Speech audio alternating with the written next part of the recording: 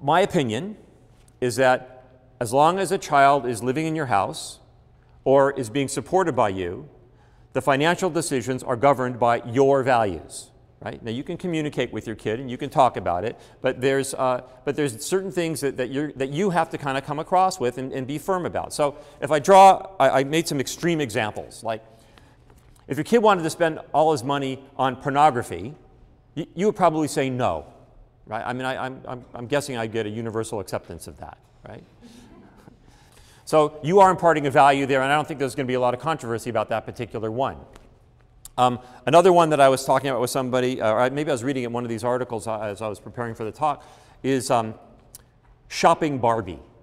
You know, there's like a shopping Barbie that has a reloadable credit card, right?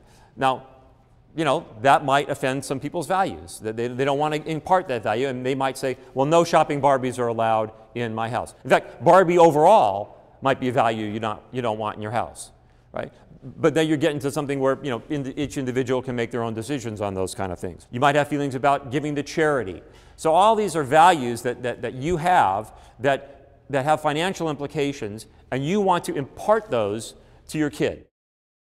What has to be very clear is that there are limitations for our kids. As difficult as it is for us as parents to limit them, there are limitations. I am going to write a book. I just decided this the other day. I was running and I said, oh, this would be a good title for a book. And it's going to be called, It's Okay to Say I Can't Afford It, right? Or the subtitle was going to be, It Doesn't Fit Into My Savings and Investment Plan, right? Which is, I think, a much better way to say that to somebody. You have to come to terms with your own financial situation. And the reason I'm stressing that so much is because when we get down to, well, what are we going to do for our kids, their financial situation has to fit into your financial situation. How's he going to get $1,000? He's got to get a job. So I did help him get a job. And I was fortunate. At 16, he was able to get a job at Ralph's, you know, near our house. He was a box boy.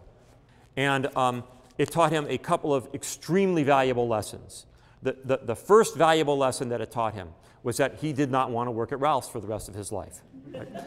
But I think the most important lesson that it taught him was that he could hold it down. He could hold down a job.